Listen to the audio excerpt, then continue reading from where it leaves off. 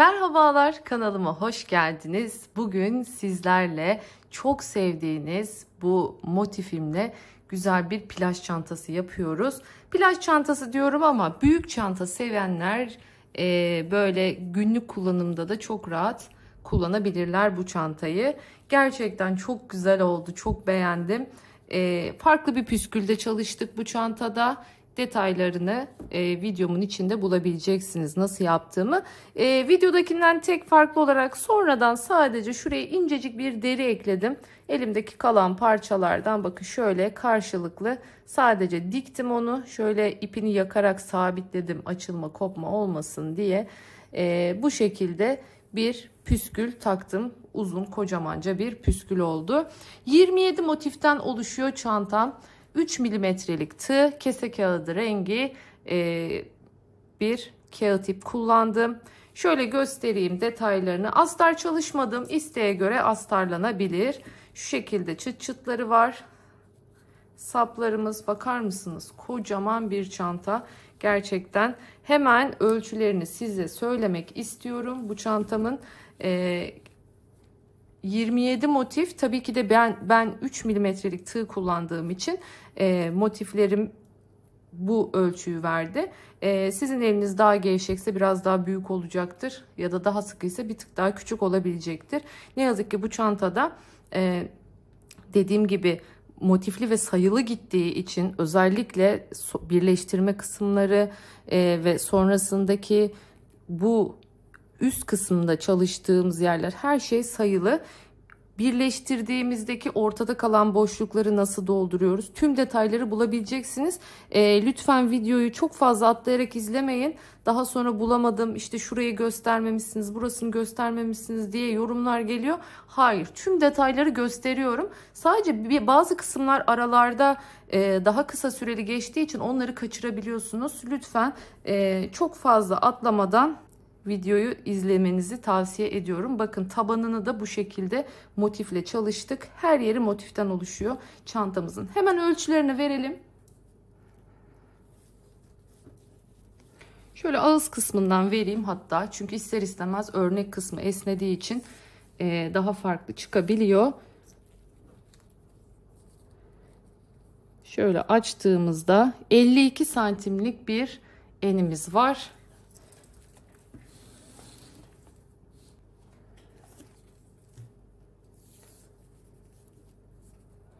Şöyle şuraya kadar şöyle kolumuza taktığımızda esnediğini de biraz düşünürsek şu an normalde 44 gibi gözüküyor ama içine bir şey koyduğumuzda 45 santime ulaşıyor şu yüksekliğimiz. Tabana kadar ölçüyorum, bakın taban ayrı. Yani şöyle tabanını da ölçelim.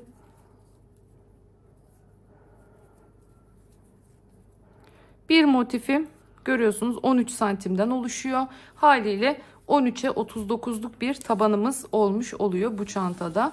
Dediğim gibi benim motiflerim 13 santimlik olduğu için bu büyüklüğü elde etmiş oldum.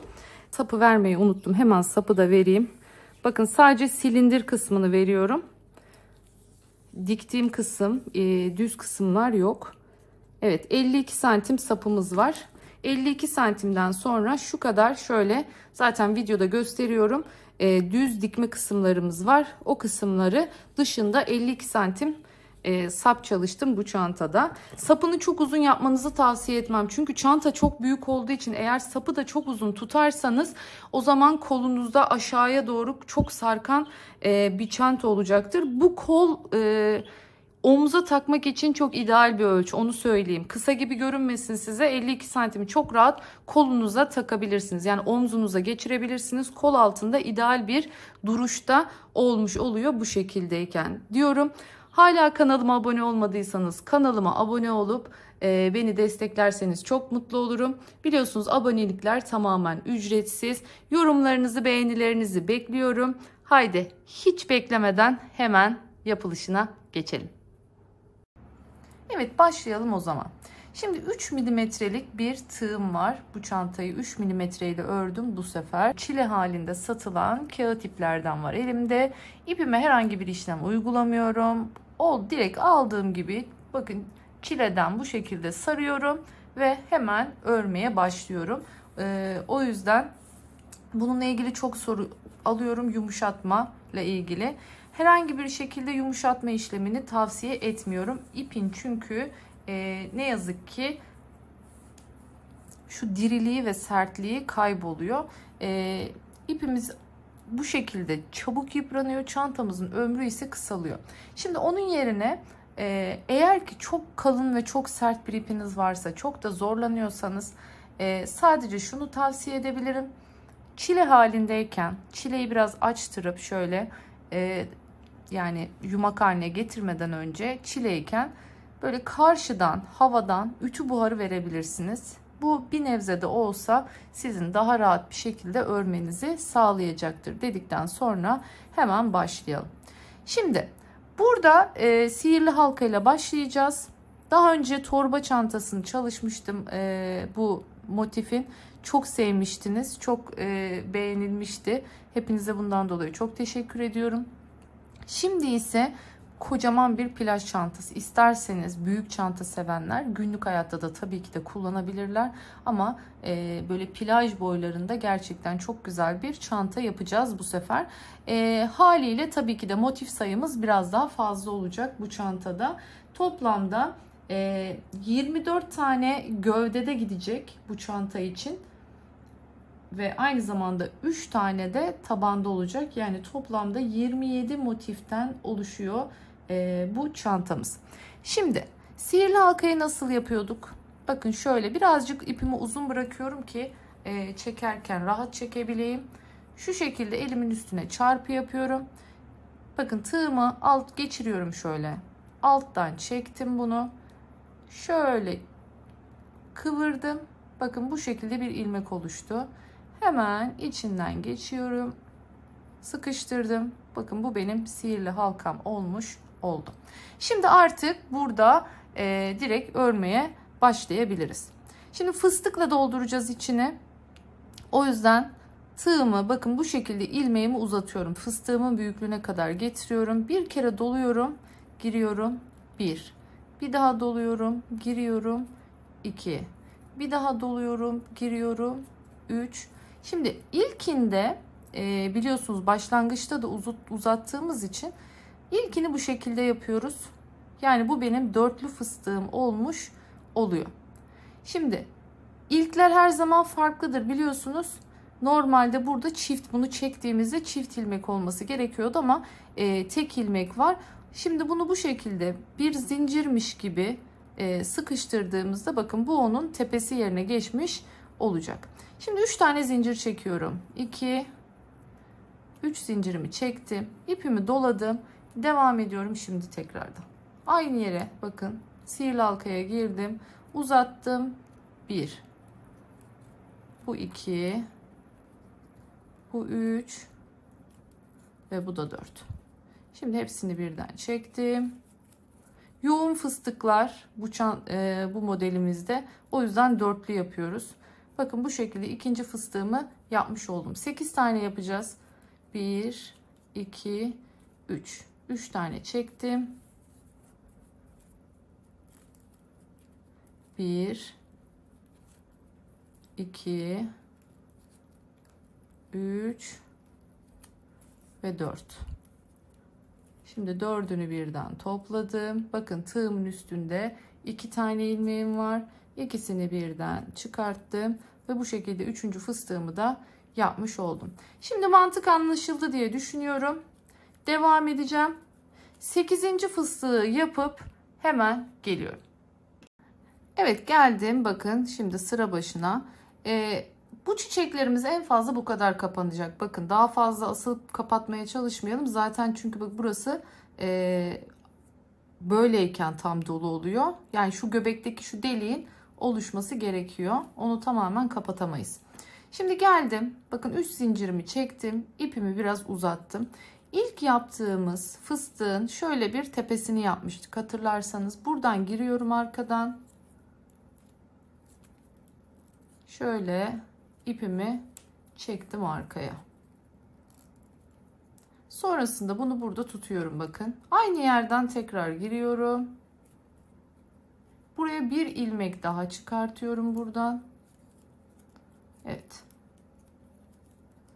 Şimdi bunu da bırakıyorum. Önce arkadaki ilmekten geçiyorum. Sonra öndeki ilmekten geçiyorum. Bakın bu şekilde. Şimdi ikisini bir çıkartıyorum.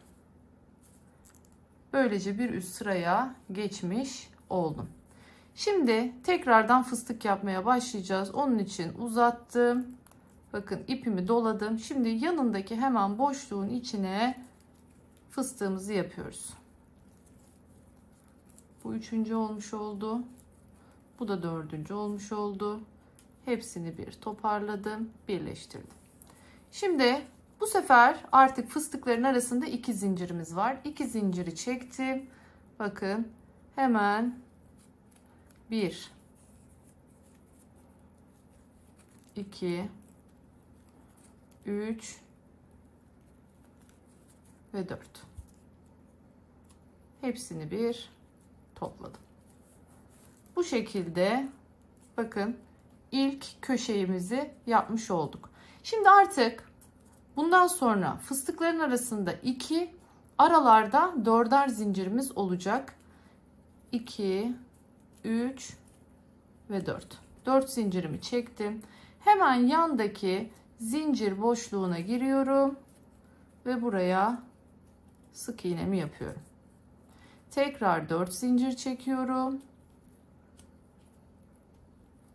Bu şekilde ipimi doluyorum. Hemen yan boşluğa giriyorum ve fıstıklarımı yapmaya başlıyorum. Bakın hemen uzattım. 2 3 ve 4.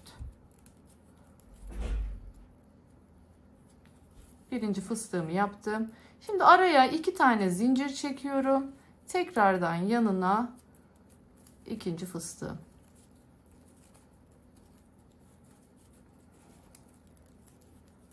Evet, yine 4 seferde bakın hiç unutmayın. Fıstıklarımız böyle dolu dolu olacak. Evet. Şimdi tekrardan 4 zincir çekiyoruz. 3 4. Yandaki boşluğumuza geldik. Hemen sık iğnemi yaptım. Tekrardan 3 4 zincirimi çektim. Bakın bu sefer ne yapıyoruz? Hemen buradaki boşluğa fıstıklarımı yapmaya başlıyorum. 2 3 ve 4. Çektim. Bakın bu şekilde fıstığımı yaptım. Mantık anlaşıldı diye düşünüyorum. Şimdi 2 zincir bir fıstığımı daha yapıp tekrar boşluğa batacağım. Buradaki işlemi tekrarlayacağız. 4 tane olmuş olacak bu şekilde. Şimdi sıra başına kadar örüyorum. Hemen geleceğim. Evet, geldim sıra sonuna. Bakın son yere de battım. 4 zincirimi çektim. İlmeğimi çıkartıp yine ilk yapmış olduğum fıstığın tepesine bunu geçireceğim arkaya. Bakın tığımı arkadan veriyorum. Burası önemli. İlmeği arkaya doğru çekiyorum.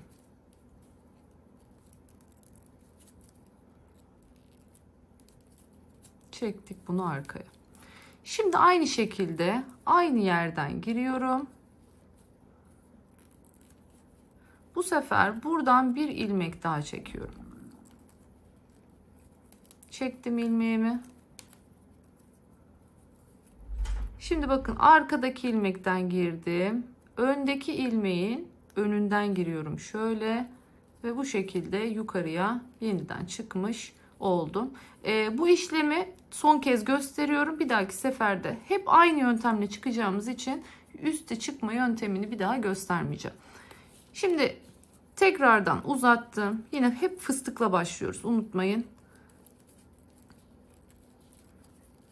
4 kere de çektim. Fıstığımı yaptım. Araya yine 2 tane zincir. Yine girdim. 1 2 3 ve 4. Hepsini bir topladım. Tepesini sıkıştırdım. Araya şimdi tekrardan yine 4 zincirle devam ediyoruz. Şu köşelerde hep böyle fıstıklar devam edecek. 1 2 3 4 tane zincirimi çektim. Geldim buraya. Bakın ilk zincir boşluğunun içine geldim. Bir sık iğnemi yaptım. Tekrardan 1 2 3 zincirimi çektim. Pardon, 4 zincirimi çektim. Yeniden bakın bir diğer zincir boşluğuna geldim. Şimdi tekrardan 4 zincir çekiyorum. Bakın artık tekrar köşedeyim. Şimdi fıstıkla başlıyorum. 1 2 3 4. Dördünü birden topladım. Birinci fıstıklarımı yapmış oldum. Araya yine 2 tane zincirimi çektim. Tekrardan aynı boşluğa girdim. Bakın 1 2 3 4. Hepsini çıkarttım içinden. Tığımda 2 ilmek, ikisini de topladım. Bakın bu kenarda yaptığımızı şimdi 4 kenar için tekrar edeceğiz. Köşeye fıstık, 4 zincir, birinci boşluk, 4 zincir, ikinci boşluk, 4 zincir tekrardan fıstık. Yani şimdi tekrar 2 3 4 zincir çekiyorum.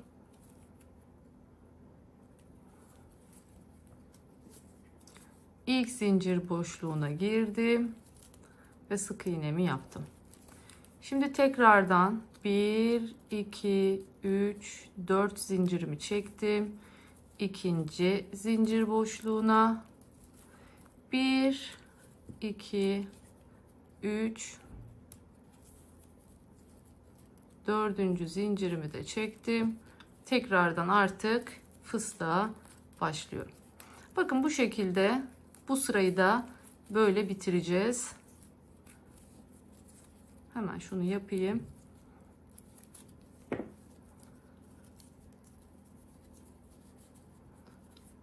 Evet. Fıstık. Bakın 1 2 3 sefer 4 zincir.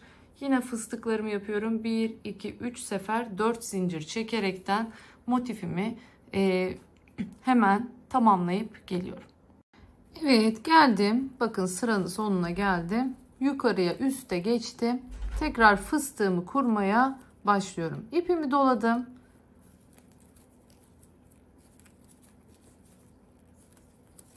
Evet. Dörtlü fıstığımı yaptım ve sıkıştırdım. 1 2 zincirimi çektim. Tekrardan aslında bu kısmı hiç göstermeme bile gerek yok. Çünkü hep aynı şekilde başlıyoruz. Yani bir üst sıraya çıktığımızda hep aynı köşe fıstıklarını yapıyoruz. Ama işte yeni başlayanlar için tekrar gösteriyorum yine de. Şimdi ne demiştik? Fıstığımızı yaptık. Aralara da hep 4 zincir çekiyoruz demiştik. Yine aynı şekilde 1, 2, 3, 4 zincirimi çektim. Ve hemen ilk zincir boşluğuna bu şekilde sık iğnemi yaptım. Şimdi artık yelpazelerimizi yapmaya başlıyoruz. Tam şu orta noktalara. İpimi doladım. Bakın herhangi bir şekilde zincir çekmiyorum. Şimdi buraya 9 tane trabzan yapacağız ikili. Bakın ikisini bir çıkarttım. İkisini bir çıkarttım. Tekrar gösteriyorum. İpimi doluyorum. Giriyorum boşluğa. Uzattım biraz. İkisini bir çıkarttım. İkisini bir çıkarttım. İpimi doladım. Girdim. İkisini bir. İkisini bir. Bu şekilde 9 tane olacak. Şimdi 3 tanesini yaptım. Devam edelim.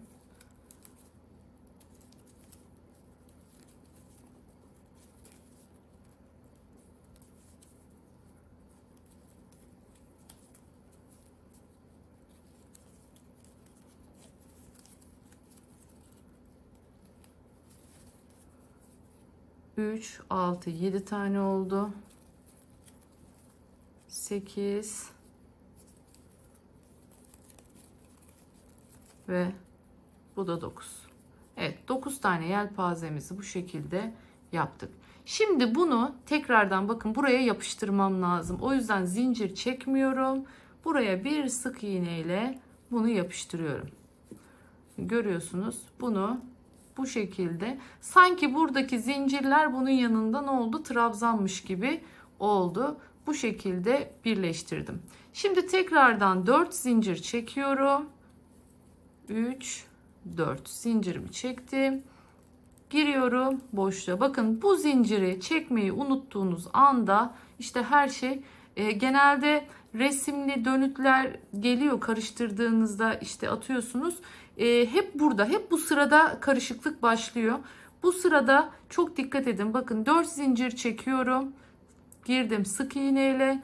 9 tane trabzanımı doldurdum. Yine sık iğneyle buraya birleştirdim. Yine 4 zincir çekip fıstık yapmaya başlıyorum. Fıstıkların kenarında böyle bir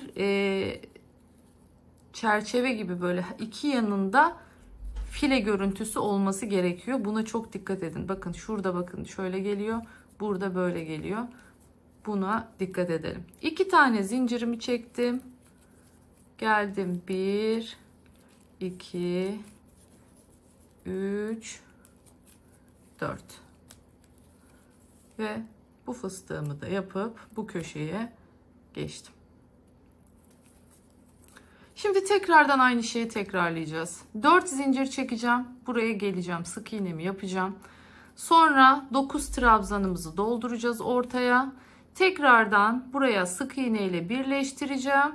4 zincir çekip buraya fıstıklarımı yapmaya devam edeceğim. Bu işlemi tekrar edelim. Şaşırırsak geri saralım, tekrar izleyelim.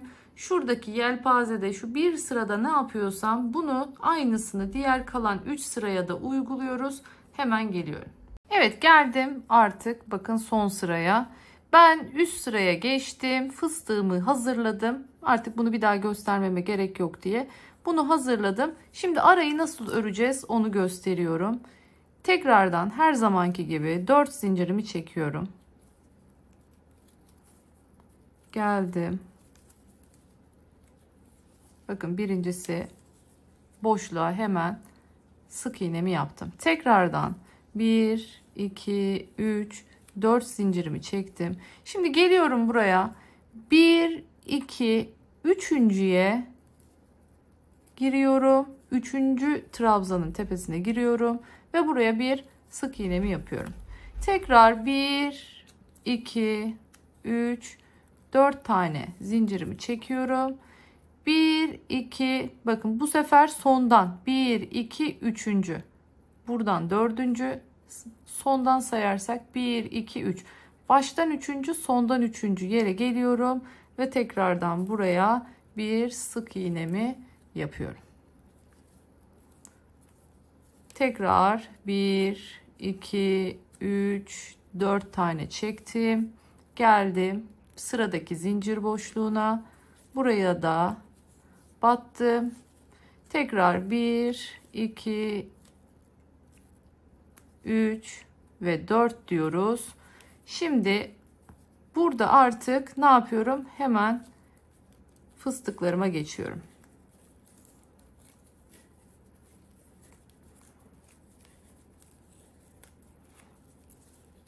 Zaten en yavaş ilerleyen sıra şu yelpazeli sıra. Onun dışındakilerde aralarda hep zincir olduğu için daha hızlı ve kolay bir şekilde motifimiz ilerliyor. Örmesi zevkli bir motif. Tabii kağıt ip kullandığımız için birazcık bu bizi yavaşlatıyor ama alışınca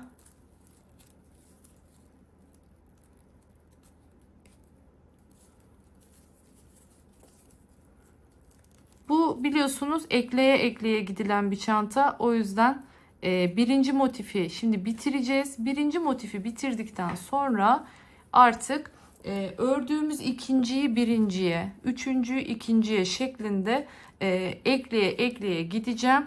Ta ki son motif kalana kadar. En son motife geldiğim zaman onun dört kenarını size ekleyeceğim. O aşamada göstereceğim. Şimdi ben bakın bu işlemi tekrar ederekten aynısını dört kenara da, bakın birini yaptık zaten, kalan üç kenarı da aynı şekilde dolaşıyorum, bitiriyorum birinci motifimi. Sonrasında ikinci motifi örüp, yani şu yelpaze sırasını da örüp artık ekleme nasıl yapılıyor onu göstereceğim. Unutmayın, eklediğiniz kenarlarda dediğim işlemi yapacaksınız. Ekleme yapmadığınız kenarları yine bu şekilde aynen buradaki gibi öreceksiniz. Hemen ben birinci motifimi tamamlayayım. Kalan diğer 26 motifimi bitireyim, ekleyeyim. 27. motifi eklerken birlikte şimdi açıklamayı yapacağım. Evet, şimdi hemen göstereyim. Bakın gördüğünüz üzere. Şimdi motif dizilimini şu şekilde anlatmak istiyorum. Siz kafanızı hiç karıştırmayın. Şöyle göstereyim. Hemen. Şu taban kısmı, burayı hiç görmeyin. Bakın. Siz neyi oluşturuyorsunuz? Gördüğünüz üzere 3, 3, 3, 3. Yani toplamda 12 motif önde, 12 motif arkada bunu oluşturacaksınız. Şimdi hemen anlatmaya başlıyorum. Şimdi birinci motifimiz diyelim ki bu. Bunu yaptık. Bunu yaptıktan sonra bitirdik, koyduk. Dört kenarını bitirdik, tamamladık, koyduk. İkinci motifi alıyorum elime. İkinci motifi de bitirdim mi? Son sırasına geldim. Üç kenarını normal bitiriyorum. Dördüncü kenarını örerken hemen birinci motifle birleştiriyorum. Kafanızın karışmasını istemiyorum. Rastgele gitmeyin o yüzden. Ben her zaman şu şekilde yapıyorum. Şöyle söyleyeyim. Mesela ben ilk olarak önce mesela birinci sırayı bitiriyorum. Buradaki bu halkayı oluşturuyorum. İkinciyi birinciye, üçüncüyü ikinciye, dördüncüyü üçüncüye, işte beşinciyi dördüncüye şeklinde ekliyorum. Şimdi burada 8 tane var ya. 8.'yi ördüğümüzde hem 7.'ye ekliyoruz hem birinciye ekliyoruz ve bu halkayı bu şekilde tamamlamış oluyoruz. Sonrasında geliyoruz üst sıraya. İkinci sıraya geçiyoruz. İkinci sıraya geldiğimizde yine bu motifimizi ördük ya, bir kenarını bu sefer alttaki bu sırayla birleştiriyoruz. Sonra geldim bunu ördüm. Bakın artık hem bununla birleştiriyorum hem bununla birleştiriyorum. Bunu yaparken hem bu hem bu. Bu şekilde ikinci sıraya da bitiriyoruz. Sonra üçüncü sıraya geçiyoruz. Aynı şekilde üçüncü sırayı da bitirdik mi? Artık toplamda 24 tane motifim hazır olmuş oluyor. Sadece 3 tane taban kalmış oluyor. Bakın. Sonra geliyorum taban kısmına. Tabanı örüyorum. Motifini eklerken bakın bir bu motife, bir bu motife, bu motife ekliyorum. Böylelikle 3 kenarını birleştirdiğimde bu taban oluşmuş oluyor. Sonra geliyorum ikinci motife. Ne yapıyorum? Bir tane buraya, yine bir tane buraya, bir tane buraya ekliyorum. Ve bakın sonuncuyu bıraktım. Bilerek bıraktım bunu çünkü bunu hiç kesmeden göstereceğim. Bakın 4 kenarı var bu sefer birleştirilecek. Yani böylelikle tabanı bıraktım, zor kısmı sizin için. Ve 4 kenarda birleştirme yapılacak bu çantanın son motifini eklerken. Dilerseniz hemen bunu da ekleyelim. Ondan sonra artık ara detayları, üst kısmı ne yapacağız, nasıl tamamlayacağız onları göstereceğim. Şimdi bakın ben motifimi hazırlayıp hemen geldim. Son sırasına çıkıyorum. Başağımı yapıyorum, köşe başağımı ve sonrasında bir zincir çekip artık birleştirme kısmına geçiyorum. Bakın bu çantada en önemli nokta zaten aslında motiflerin yapılırken birleşiyor olması. Eğer burasını kaçırırsanız, motiflerin hepsini tek tek örmeye kalkarsanız bunları dikerek birleştirmeniz çok zor olur. O yüzden tavsiyem lütfen dediğim gibi başını iyi dinleyelim ki sonrasında hata olmasın. Şimdi gelelim eklemeye başlayalım. Öncelikle şu kenarla başlayalım dilerseniz. Bakın burada da fıstık var, burada da fıstık var. Bunun köşe fıstığı, bunun köşe fıstığı. Ne yapacağım eklerken? Hemen o köşe fıstığının yanındaki zincir boşluğuna ekleyerek gideceğim. Bir zincirimi çekmiştim. Şimdi buraya tepeden giriyorum. Bakın ip altta, tığ üstte. Girdim. Bir ilmek çıkartıp buradan zincirimi bu şekilde çekiyorum. İkinci zincir çekilmiş oldu. Sonrasında artık bakın ipi çekiyorum buradan. Tekrardan bir, iki zincir daha çekiyorum. Böylelikle toplam 4 zincirimi oluşturmuş oldum. Sıradaki boşluğuma geldim. Buraya sık iğne ile birleştirdim. Sonrasında bakın tekrar bir zincir çektim. Geldim buradaki sıradaki boşluğa. Giriyorum üstten. İpim altta. Bir ilmek çıkartıyorum. Sonrasında normal ipimi çekiyorum. 2 zincirimi daha çektikten sonra toplam 4 yaptı. Şimdi geliyorum buraya. Ne yapıyorduk biz? Nereye yapıyorduk? Hatırlarsanız son sırada 1, 2, 3.'ye yapıyorduk birleştirmemizi. Burada da geliyoruz. 3.'ye bu şekilde birleşiyoruz. Yine bir zincir çekiyorum. Geçiyorum. Karşıda sıradaki boşluğumuz burada. Bakın bunun tepesindeyiz. Girdim yine üstten. İpimi alttan çektim. Döndüm. 2 zincir daha çekiyorum.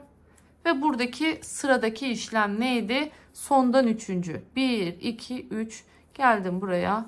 Sık iğnemi yaptım.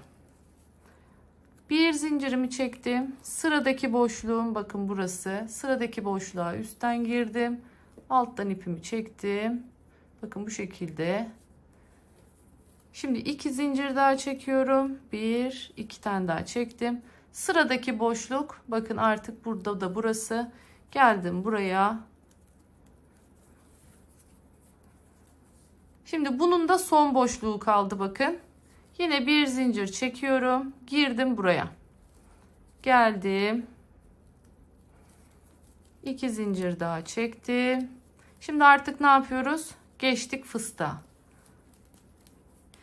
Şimdi sadece köşeye has bir şey göstereceğim size. Sadece taban köşelerinde olan bir durum bu. Evet, fıstığımı yaptım birinci. 1, 2 zincir çekiyorum ya burada. Şimdi bu bir zinciri çektiğimde şuraya köşeye bunu bağlamam gerekiyor. Nereye? Bakın şimdi bu böyle köşelenecek ya. Burada hem bu köşe var, hem bu köşe var, hem de bunun köşesi var. Şimdi burada 3 köşeyi birleştiriyoruz ki tabandaki köşemiz oluşsun. Bir zinciri çektim. Hatta şöyle yapalım. Bir zinciri çekmeyelim. Geldim bunun ortasına. Buradan bu şekilde bir zincir çektim.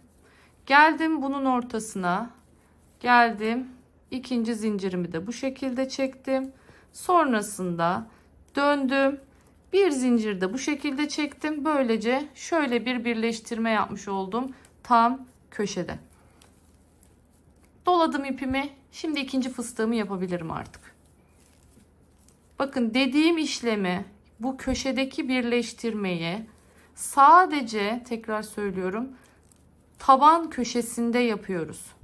Normal, yani şurada şunları eklerken şöyle göstereyim.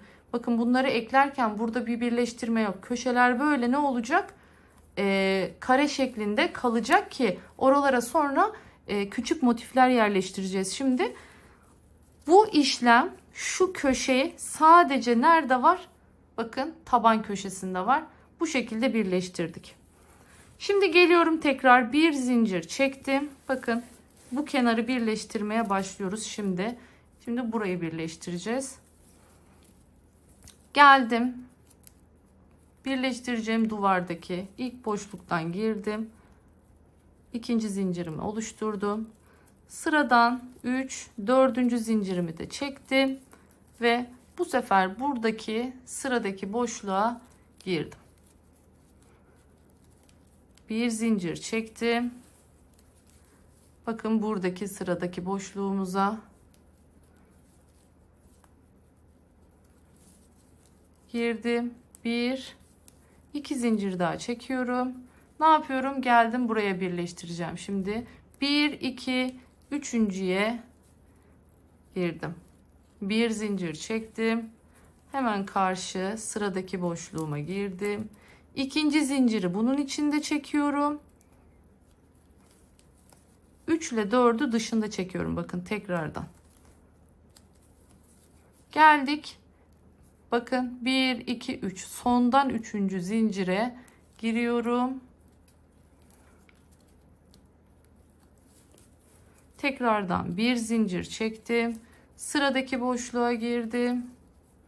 Zaten sırayla gittiğinizde hata yapma şansınız yok. 1 2 zincirimi çektim. Bakın geldim. Bu sefer buradaki sıradaki batacağım yer burası. Bir zincir çektim. Hemen karşıdaki bu boşluğa geldim. 1 2 zincir daha çektim. Geldim artık sıradaki boşluğum fıstık kısmı. Hemen fıstığımı yapıyorum buraya. 2 3 4. Bu şekilde dörtlü fıstığımızı yaptık. Ne yapıyordum? Şimdi bakın yine bu 3 köşeyi birleştireceğiz şu anda. O yüzden geldim bir tane buraya girdim. Bakın bu şekilde bir zincir çekmiş oldum. Geldim bu sefer buraya girdim. Bir tane de buraya bu şekilde çekmiş oldum. Sonra bir tane de boşta zincir çekiyorum ve geliyorum tekrardan fıstığıma devam ediyorum.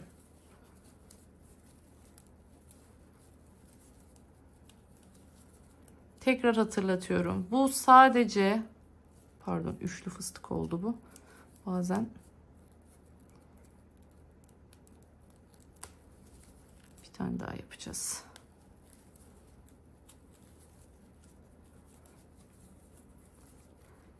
Köşe birleştirmesi tekrar söylüyorum. Sadece nerede var? Tabanda var. Sadece taban köşelerinde var.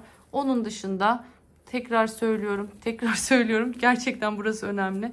Bakın normalde birleştirmeyi burada birleştirme yok. Şimdi onu size şurada göstereceğim. Yani normalde birleştirme yapmadığımızı şu içteki boştaki köşede göstereceğim.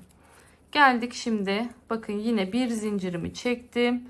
Geldim sıradaki boşluğumuzdan devam ediyorum. Evet bunu çektik. Şimdi 2 tane de boşta çekiyorum zincirimi. Geldim sıradaki boşluğuma. Bir zincirimi çektim. Geçtim sıradaki bakın boşluğa. 2 zincir daha çekiyorum boşta. Geldim. 1 2 3. trabzanın üzerine birleştirdim. Şimdi bir zincir çekiyorum.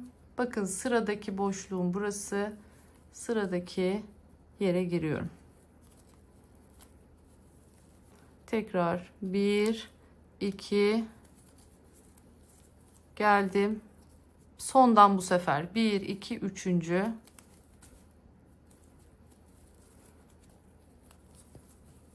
Yine bir zincir çekiyorum. Geldim sıradaki boşluğa.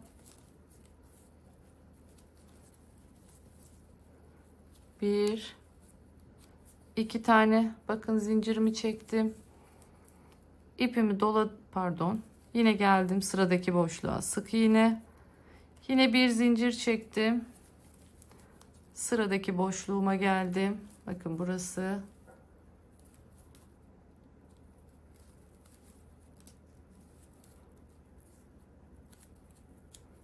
Şimdi 2 zincir daha çektim. Bakın dediğim yer burası. Normalde köşelerde göreceksiniz şimdi şu orta noktada birleştirme yapmıyoruz. Geldim.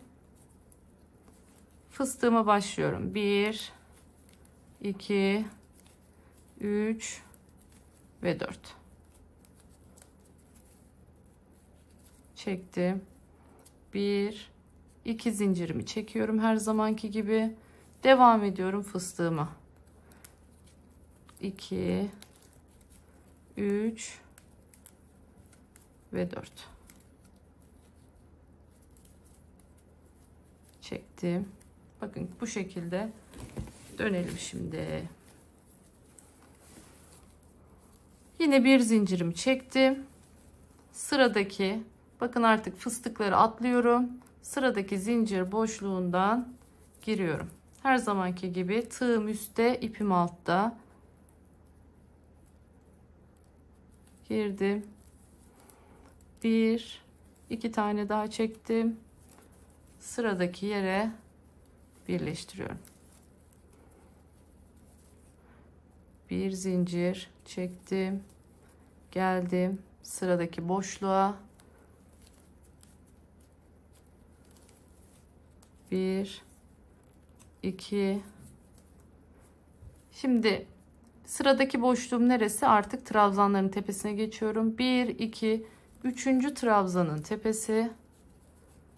Bir zincir çekip şimdi karşıya devam ediyorum. Sıradaki boşluğum bakın burası. Hemen buraya girdim. 2 zincir daha çekiyorum. 1 2 geldim. 1 2 3 sondan 3. girdim. Devam ediyoruz. Bir zincir çektik. Girdik sıradaki boşluğumuza.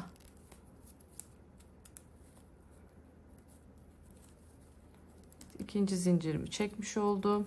Devam ediyorum. 1 2. Ne yapıyorum? Bakın sırada önümde bu boşluk var. Geldim buraya. Bir zincir çektim. Sıradaki boşluk burada. Buraya geldim.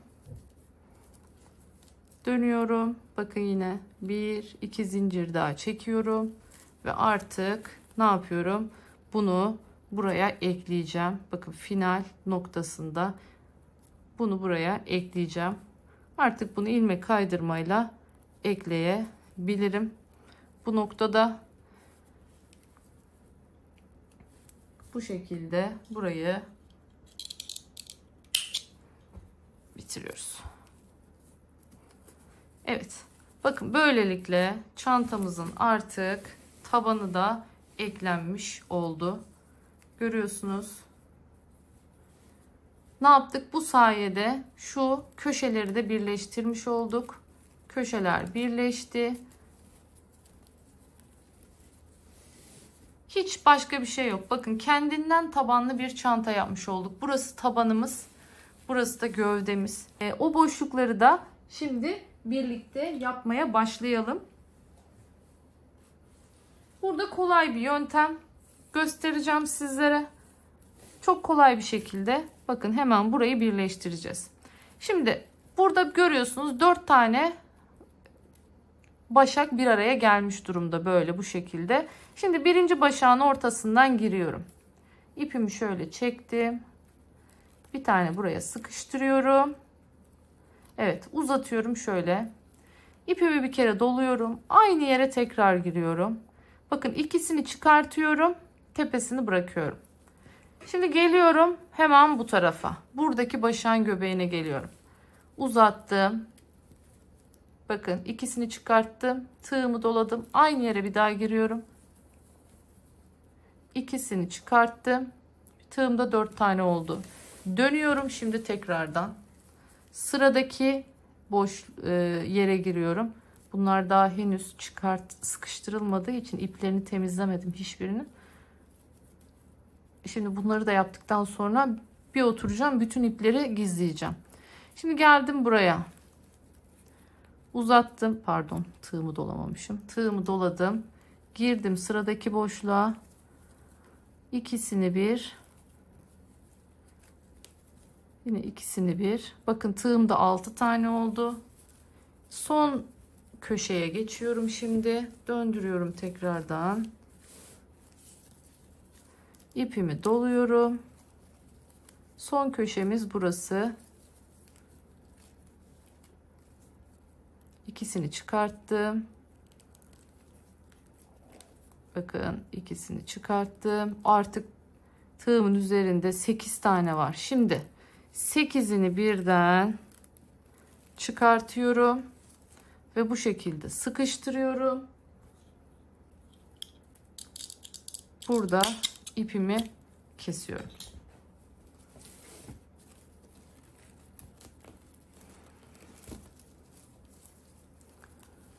Şimdi göstereceğim size.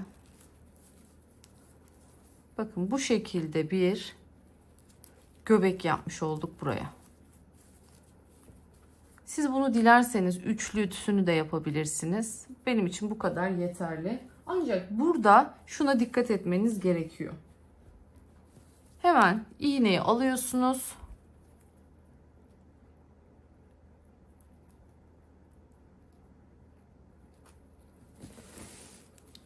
Şu ortadaki oluşturmuş olduğumuz bakın örnek görüyorsunuz.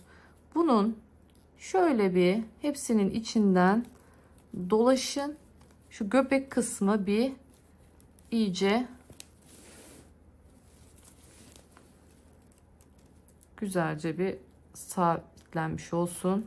Bakın son yerden de geçtim. Şimdi buradan sonra artık ipimi ne yapmam lazım? Şöyle yukarı doğru çekiyorum ipimi. Arasından giriyorum. Sonrasında şöyle bakın bunun tepesinden giriyorum. İpim fazla kısa fazla cimrilik yapmışım. Siz rahat hareket etmek için biraz daha uzun bırakabilirsiniz. Şimdi alıyorum artık bakın. Bu ipi şöyle fıstığın içine gizliyorum.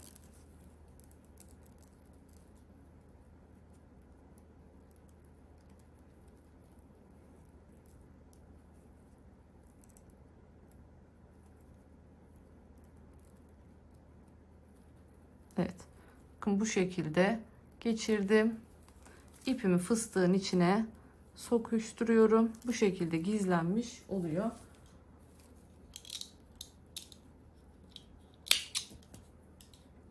Fazlalıkla bu şekilde kestik. Evet. Bu göstermiş olduğum yöntemle şimdi hepsinin göbeğine bu minik çiçeklerimizi yerleştirelim. İpin diğer ucunu da aynı şekilde gizleyeceğiz. Olabildiğince böyle fıstıkların aralarına yürüterek götürerekten iplerinizi gizleyebilirsiniz. Ben şimdi bütün boşlukları dolduracağım. Bütün ipleri temizleyeceğim. Ondan sonra ağız kısmını yani siz normalde öyle yapın. Ama ben şimdi video çektiğim için onları sonra temizlerim. Şimdi hemen ne yapıyoruz? Ne şekilde devam ediyoruz onu göstereceğim. Şimdi diğer tarafta dörtlüsünü yapmıştık ya şu boşluklara. Şimdi burada haliyle bu boşluğun yarımı var. O zaman burada direkt bunun ikilisini yaparak başlayacağız. Bakın birincisine girdim. Önce bir şöyle sıkıştıralım burayı. Şu ipi şöyle dolandırayım ki sıkışsın orada. Evet, ipimi uzattım. Aynı yere tekrardan girdim. İkisini çıkarttım. İkisini bıraktım. Bakın tığım üstünde. Geldim. Şimdi aynen bu tarafa geçiyorum. İkisini çıkarttım. Girdim aynı yere. Bir daha ikisini çıkarttım. Tığımın üstünde 4 tane var. 4'ünü birden bu şekilde topladım.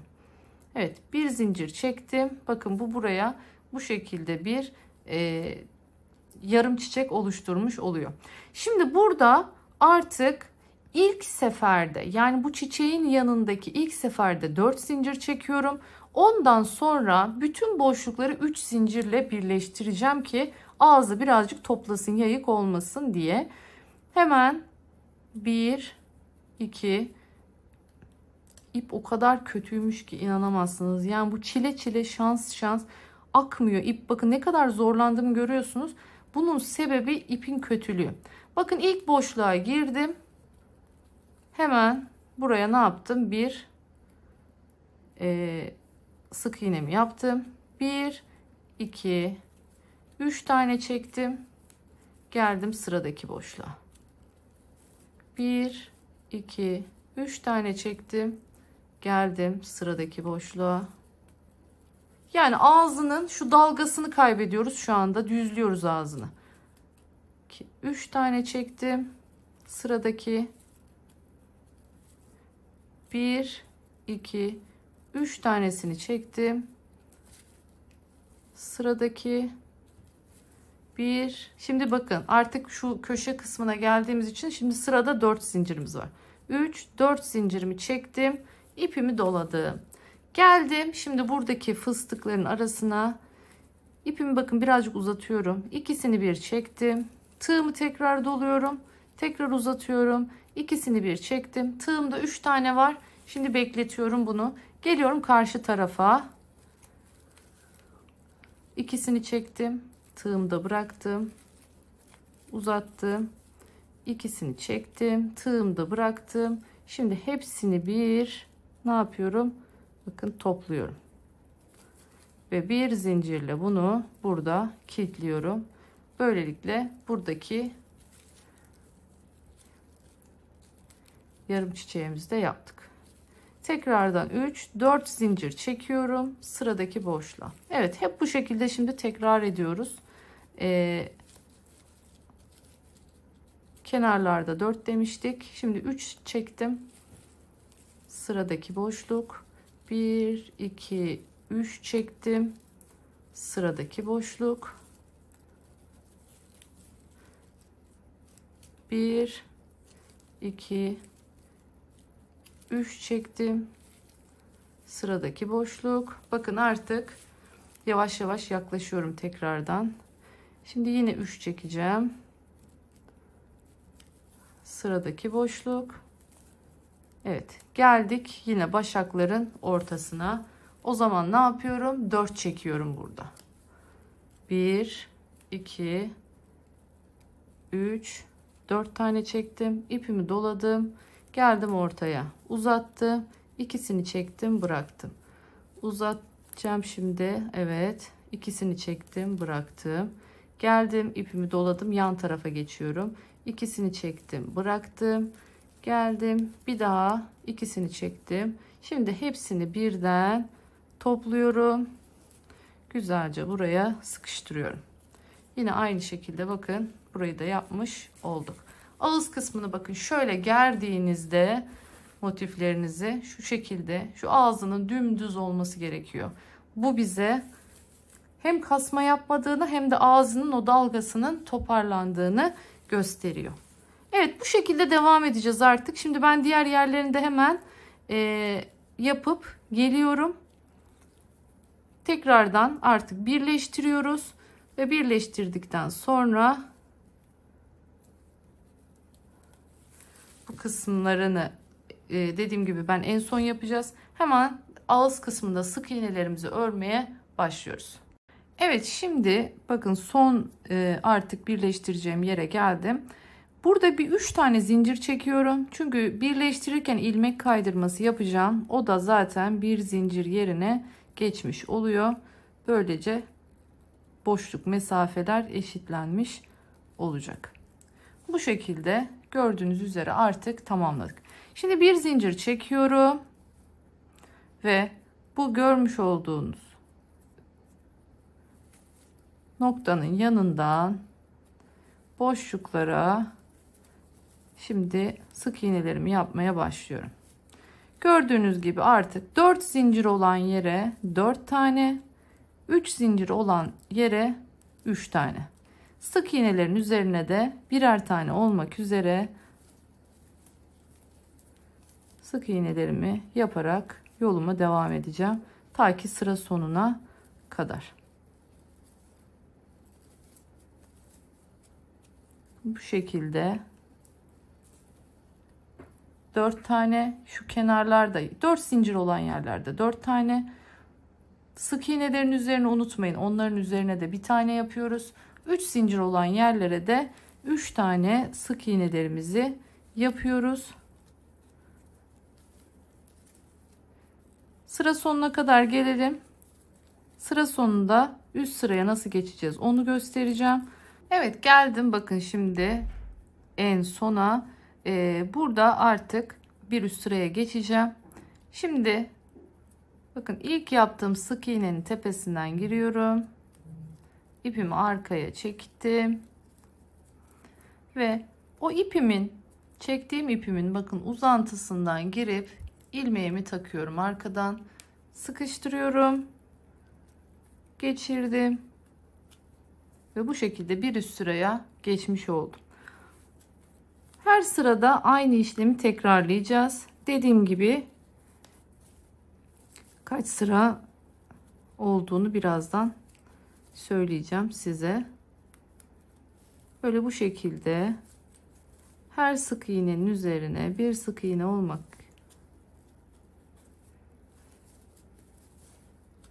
kaydıyla artık işimiz kolay. Buradan sonrası böyle devam edecek. Bakın son derece düzgün bir ağzı var. Hiçbir şekilde kasma yok. Hiçbir şekilde bol böyle marullanma yok. Dümdüz net bir ağzımız oldu. Evet, şimdi bakın 5 sıra olacak şekilde tamamladım, ördüm. Şimdi artık burada ağzını da ters sık iğne ile dolaşmaya başlayacağım. Şu şekilde bakın, bir üst sıraya çıkma yöntemimizde yine üst sıraya çıktım. Buradan sonra ipimi uzatıyorum. Bir boşluk bırakıyorum. Hemen yanındaki yere giriyorum. Şu şekilde ipimi çekiyorum yukarıya. Bakın tığımın üstünde 2 tane var. İkisini birden topluyorum. Tekrar gösteriyorum. Uzattım. Bir tane atladım. Hemen yanındakine girdim. Alttan ipimi çektim. İkisi bakın tığımın üstünde. İkisini bir topladım. Uzattım. Bir atladım. Yanındakine geçtim. İkisini bir çektim. Bu şekilde tüm çantamızın ağzını dolaşıyoruz.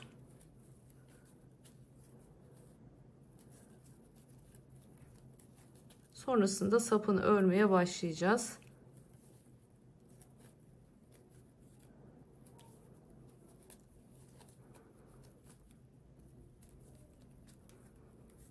Evet, bu şekilde bakın uzatıyorum, bir boşluk bırakıyorum, yanındakine girdim. Uzattım, bir boşluk bıraktım, yanındakine girdim. Şimdi başladığım yere kadar geliyorum. Ondan sonra artık çantamızın ağzını bitiriyoruz. Evet, geldik. Şimdi bakın en sonuncusunu da yaptım. Artık burada ipimi kesiyorum.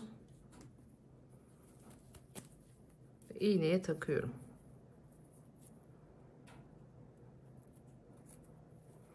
Şimdi ilk başladığım yerden tekrar giriyorum. Arkadan girdim, önden çıktım. Bu şekilde burayı görüyorsunuz. Devamını getirmiş oldum. Şimdi buradan aşağıya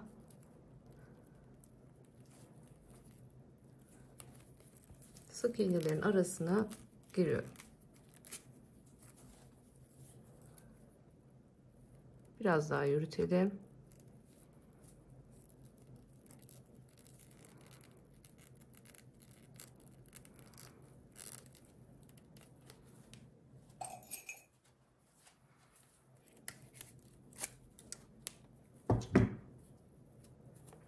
Evet.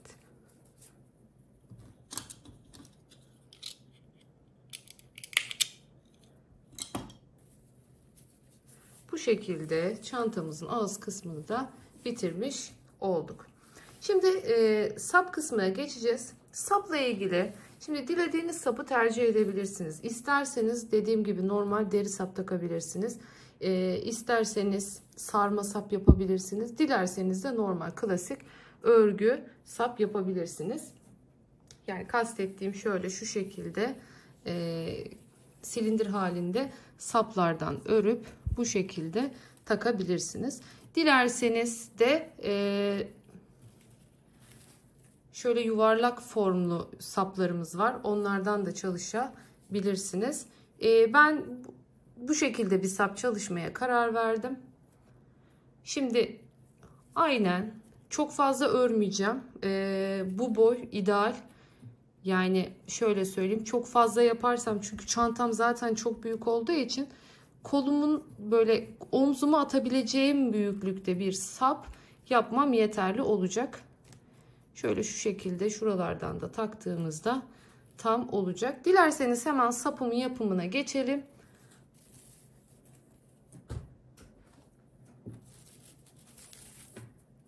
Burada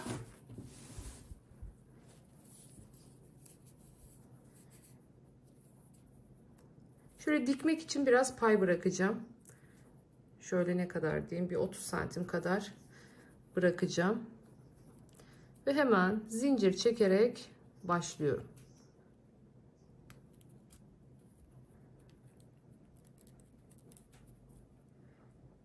Üç, 4 ve 5. Şimdi 5 tane benim sık iğnem olacak. 6 tane, 6.'yı da yükseklik için çekiyorum ve hemen şöyle 5.'nin içinden giriyorum. Bu kısım zaten dikileceği için çok önemli değil. Yani arkadan batmama gerek yok. Normal şöyle girmem yeterli. 1,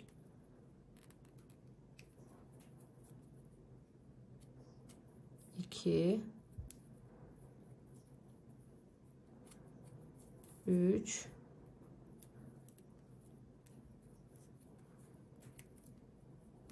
4 ve 5. Evet. 5.'yi de yaptım. Şu şekilde. Şimdi bir zincir çekiyorum ve dönüyorum. Hemen en dipteki yerden tekrardan devam ediyorum. 2, 3,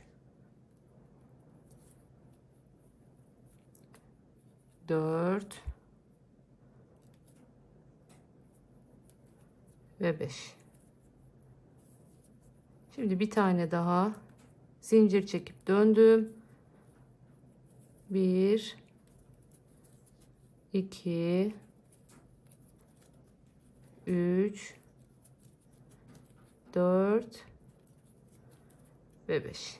Evet, bu kadar yeterli benim için. Şimdi 1, 2, 3, 4, 5 tane zincir çekiyorum ve bakın bu şekilde dönüp tekrardan şöyle yüzüne çeviriyorum ve ilk sık iğnenin üzerinden artık burada spirale geçeceğim. Sırayla devam ediyorum. Toplamda 10 tane olmuş olacak ilmeğim bu şekilde.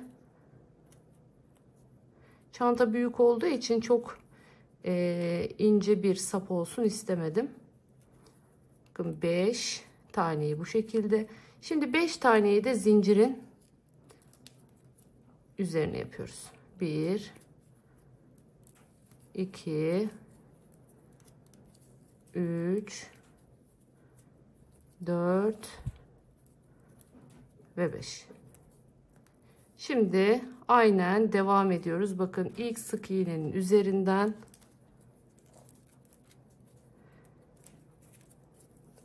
artık spiral istediğimiz boya gelene kadar öreceğiz. Bakalım 50-60 santim civarı bir sap yapacağım. 60 çok gelebilir, 50 ideal olur diye düşünüyorum.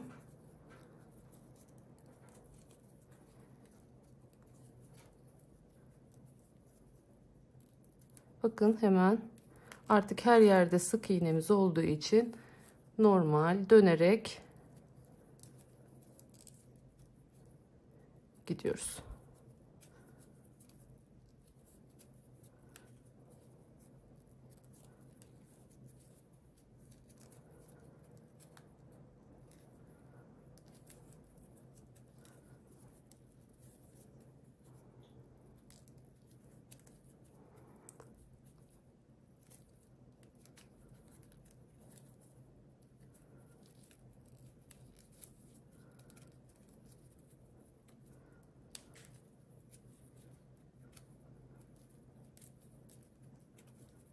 Gördüğünüz gibi artık spirale döndü. Şurası bizim dikmek için kullanacağımız kısım.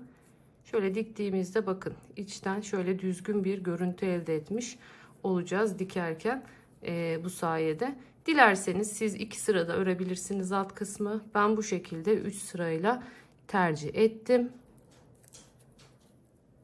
Eğer dikeceğiniz yer daha kısa bir mesafe ise o zaman şu alt kısmı daha kısa tutabilirsiniz.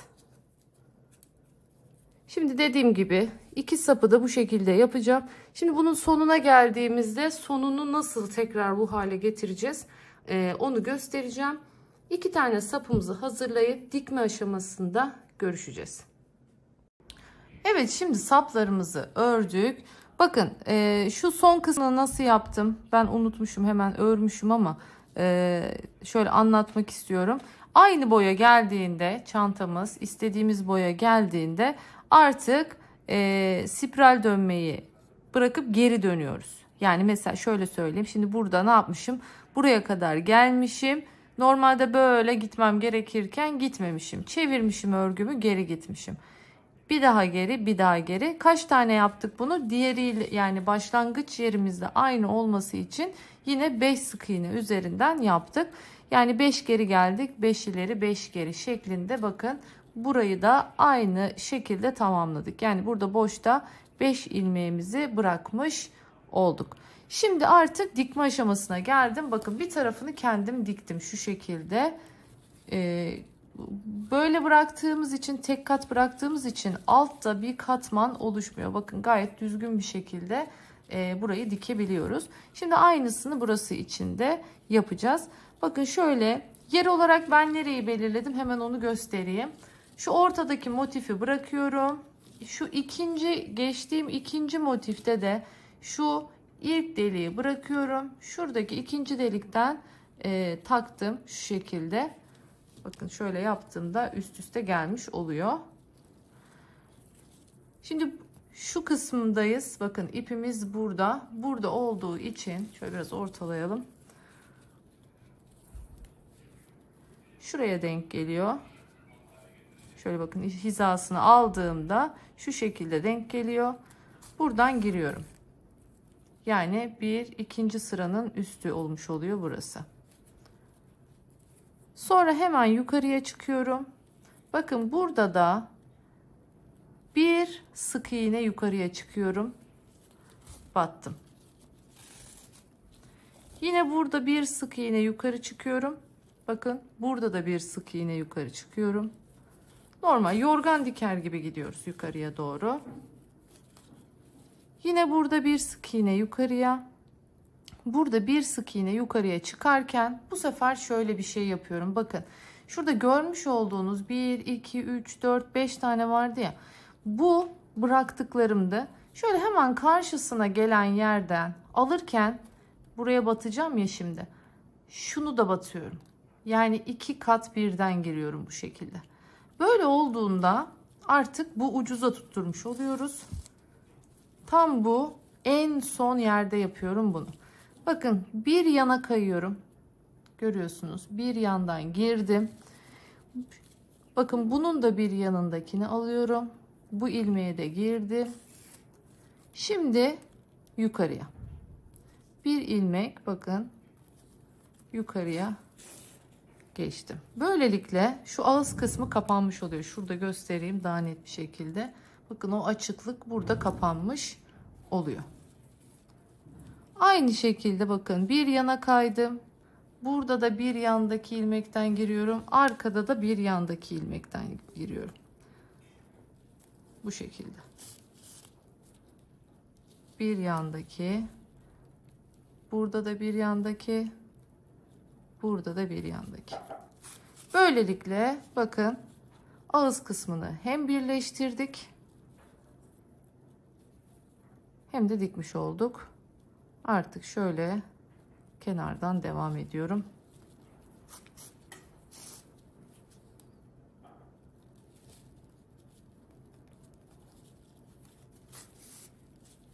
Şimdi aşağıya doğru buradan ineceğim.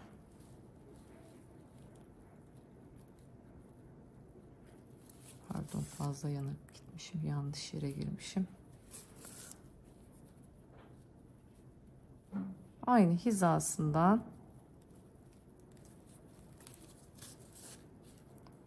devam ediyorum. En son köşeye ilk başta battığımın hizasından battım.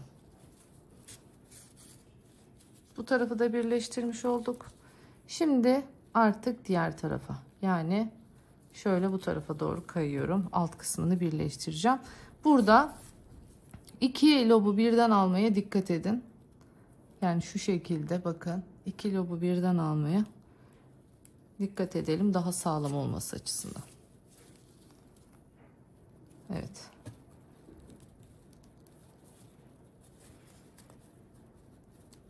Bakın tek lob olmasın. Dilerseniz önce bir şöyle geçip sonra bundan da geçebilirsiniz eğer zorlanıyorsanız.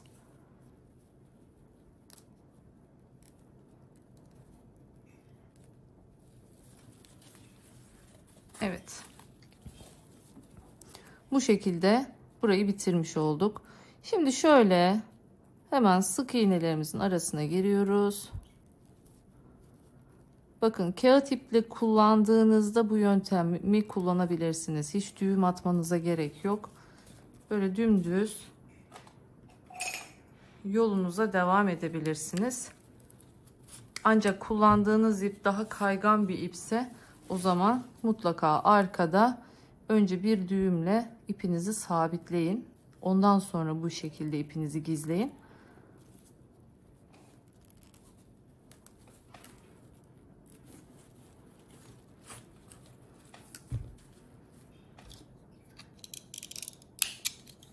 Evet. Gördüğünüz üzere bu şekilde sapımızı diktik. Hiçbir şekilde hem belli olmuyor. Bakın burada da herhangi bir kalınlık oluşmamış oldu bu sayede. Şimdi aynı şekilde getiriyorum. Bakın şöyle düzeltiyoruz güzelce örgümüzü. Evet. Şimdi ben burayı hemen ben de dikeceğim. Bu kısmı da halledeceğim. Ondan sonra hemen küçük çıt çıt aparatlarımızı hazırlayalım. Onları da tutturalım buraya ve çantamızı bitiriyoruz artık. Dediğim gibi bu çantaya isterseniz astar yapabilirsiniz, isterseniz yapmazsınız. Bu tamamen size kalmış. Hemen ben bu kısmı da iğnemi bulamadım. Hemen bu kısmı da dikiyorum, geliyorum. Evet, şimdi farklı bir püskül yapacağız. Bu püskülümüz için tam 50 santimlik 30 tane ip kestim. Artanı olabilir, fazlası olabilir. Söyleyeceğim finalde kaç santim olması gerektiğini. Şimdi şöyle güzelce düzeltiyorum. Tam ortasını buluyorum. Şu şekilde. Sonrasında kendimce planlamamı yapıyorum. Şimdi söyleyeceğim size kaç santim ne olacak en son yaptığımda. Bir tane yapacağım için bu püskülden önceden hazırlayamadım. Şöyle bir iyi olacak diye düşünüyorum. Şu şekilde şuradan sarmaya başlayacağım. Şimdi şöyle ipimi biraz, bakın bu saracak olduğum tarafa doğru biraz içine gizlemek için koyuyorum. Ve sonrasında başlıyorum sarmaya.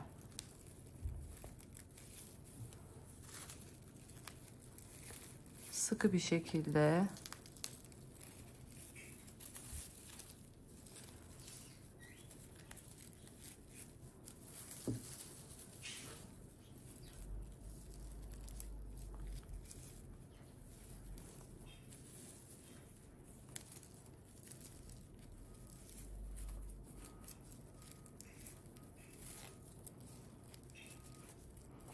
sıralı, düzgün ve sıkı olacak şekilde sarıyoruz. Aynı sarma sapta olduğu gibi.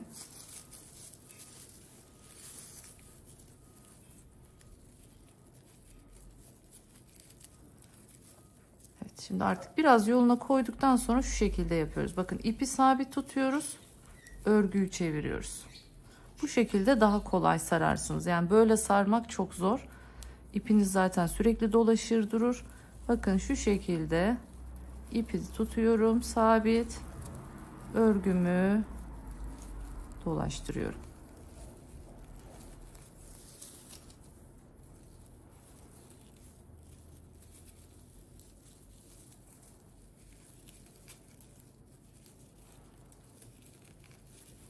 Evet, bu şekilde 14 santim sardım. Şimdi artık bunu bu şekilde katlıyoruz. İkiye ve sarma işlemimize ikisini birden içine alarak devam ediyoruz.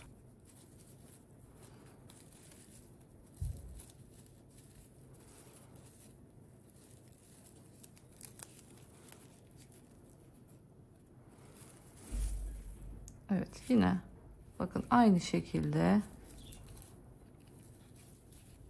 ipimi sabit tutup sapı döndürüyorum.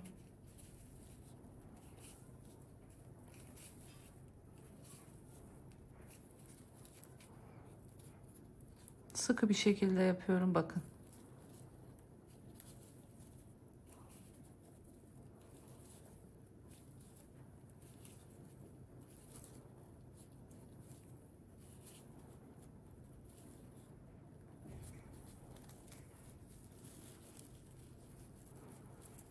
Şimdi bu kadar artık yeterli. Burada şimdi ipimizi kesiyoruz.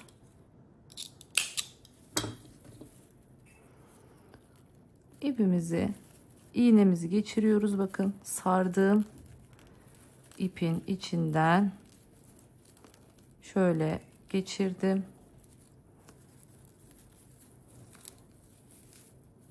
Bir taraftan sıkı bir şekilde bakın tutuyorum, bırakmıyorum orayı. Evet. Şimdi şöyle iğnemi pensemin yardımıyla yukarıya doğru çekiyorum. İpimizi bu şekilde içeriye soktuk, gizledik. Şimdi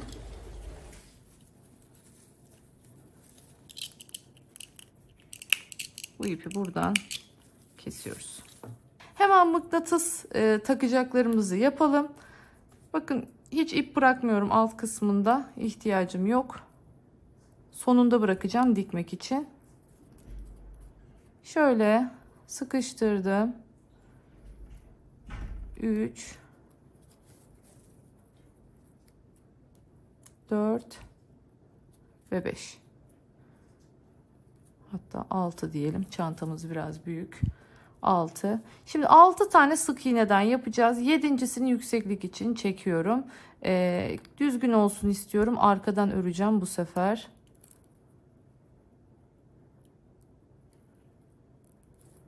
Şöyle arka lobdan girdim.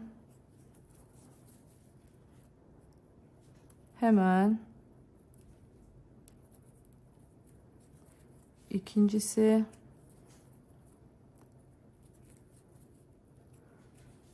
üçüncüsü,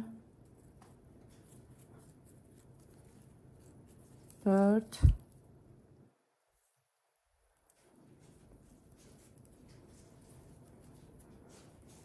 5 ve son olarak bu da 6. olacak. Burada önemli olan bir kare olması.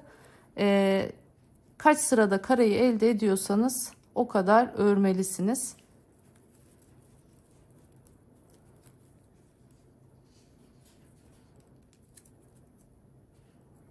Evet, biraz sıkı olmuş ilk ilmeğimiz. Evet. Şimdi 6 tane bakın bu şekilde sık iğnemi yaptım. Bir zincir çekiyorum ve dönüyorum. Hemen ilk gördüğünüz boşluktan tekrardan her sık iğnenin üzerine bir sık iğne gelecek şekilde devam ediyorum.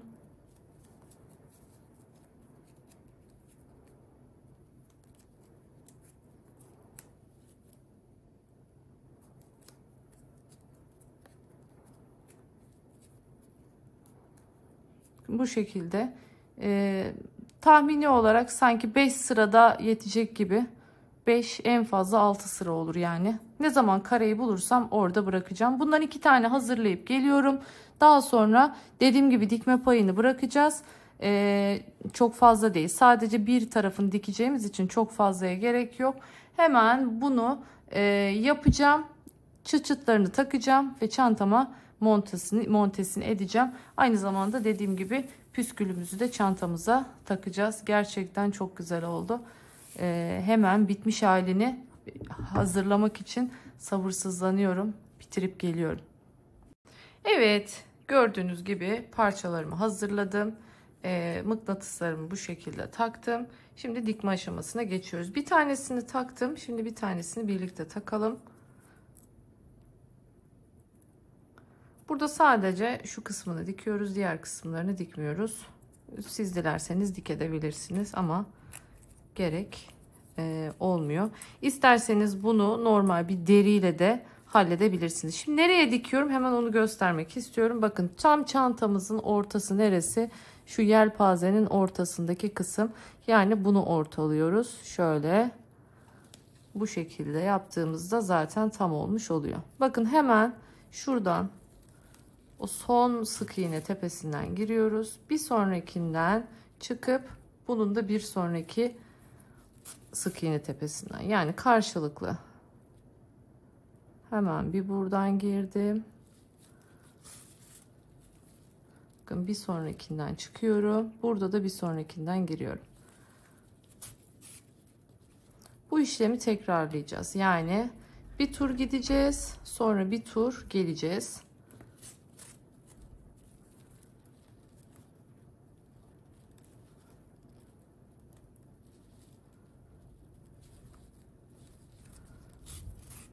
Evet. Şimdi normalde sık iğnelerimiz bitti. Görüyorsunuz. Hemen şuradan bir sonrakinden tekrar giriyorum. Şu yan tarafını da böylelikle sabitlemiş oluyorum. Şimdi geri dönüyorum tekrardan. Aynı şekilde bir kez daha geçeceğiz.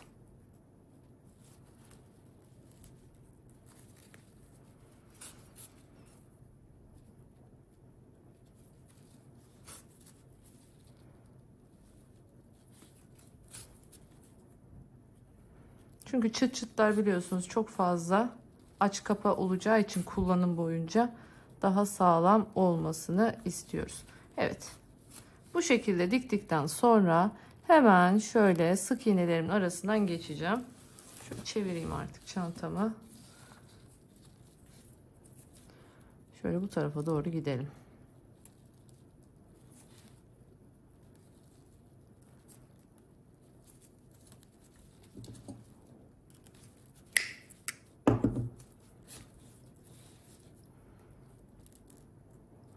İğne elinizi çok acıtıyor. Bu şekilde çoklu gittiğinizde çıkartmakta zorlanabiliyorsunuz. Mutlaka böyle bir penseden yardım alın.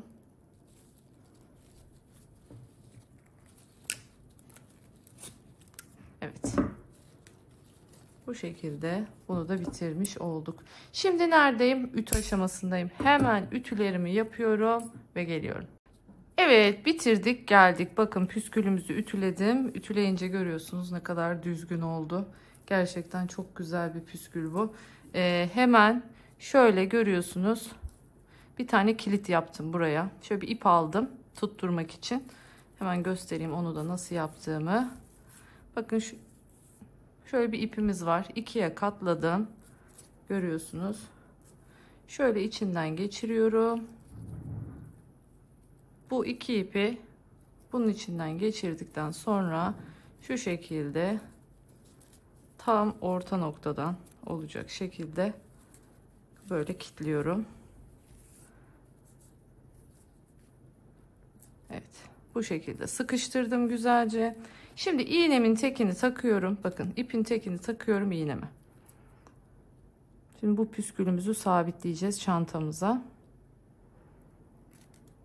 Şimdi şöyle bunu sallandırabiliriz normalde ama burada hoş bir görüntü olmuyor. O yüzden ben bunu buraya sabitlemek istiyorum. Şimdi şöyle alttan tam bakın sapın hizasındaki sapın hizasındaki şuradaki sık iğnenin içinden bu ipimi, iğnemi geçirtiyorum.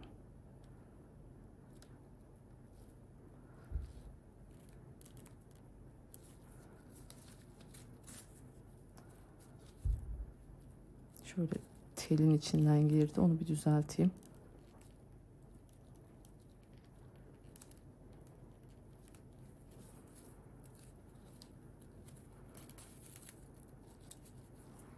Evet. Şimdi buradan hemen şurada bir sıkıştıralım bunu. Bakın şöyle yan tarafındaki. Şöyle bir sıkıştırdım. Evet. Şu şekilde aynı yerden tekrar şöyle öne çıkıyorum.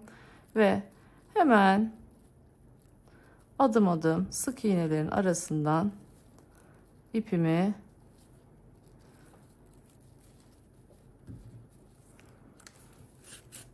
yine gizliyorum. Gerçekten bu çantanın herhalde bu çantada en çok yaptığımız şey ip gizlemek. Motifleri sonrasında iplerini gizle. Çünkü her birinin arasına şu küçük motifleri yaptığımız için sonradan onların ipleri normal ipler derken bakın yine aynı şekilde orta noktadan çıkıyorum. Sonrasında yine şurada bir kilitleme yapıyorum.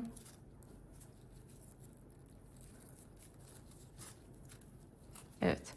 Şimdi artık buradan sonra bu sefer de bu tarafa doğru sık iğnelerin arasından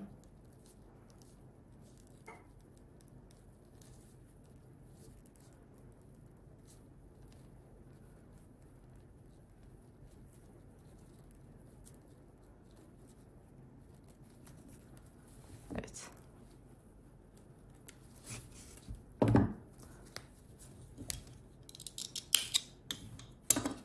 Evet, bu şekilde burada çok güzel bir püskül yapmış olduk.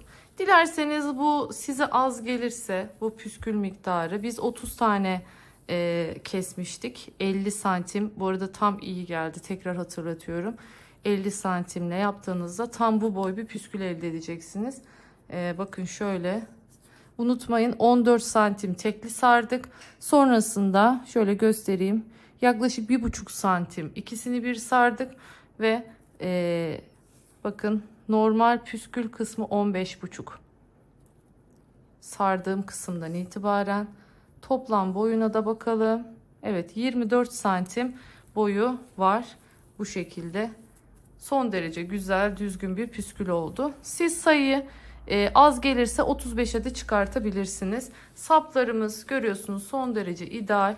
Çıt çıtlarımızı taktık. Ütümüzü yaptık. Gerçekten çok güzel bir çanta oldu. Büyük boy dilerseniz kolunuzda, tekrar söylüyorum, dilerseniz elinizde taşıyın. Çok ideal bir sap boyu oldu. Yani elinizde derken şöyle. Plajda günlük kullanımda son derece gerçekten yapınca bayılacağınız bir çanta oldu. Çantalar büyük olunca böyle ekranda tamamını gösteremediğimiz için ne yazık ki böyle o gerçek yapısını, halini tam böyle yansıtamıyoruz ama resimlerden daha iyi anlayacaksınız diye düşünüyorum. Bakar mısınız? O kadar güzel oldu ki. Püskül yalnız yıkılıyor. Gerçekten çok güzel oldu püskül. Bunu aslında daha sonra yapacağım bir çanta için saklamıştım ama artık yaptım. Bundan sonra da sizler de eminim birçok çantanızda kullanacaksınız. Burada dediğim gibi çantanızı dilediğiniz gibi renklendirebilmek, deri detaylar eklemek sizin elinizde. Ben bu şekilde yaptım. Umarım beğenmişsinizdir. Bir başka videoda daha görüşmek dileğiyle. Kendinize çok iyi bakın. Hoşça kalın. Kanalıma abone olmayı unutmayın.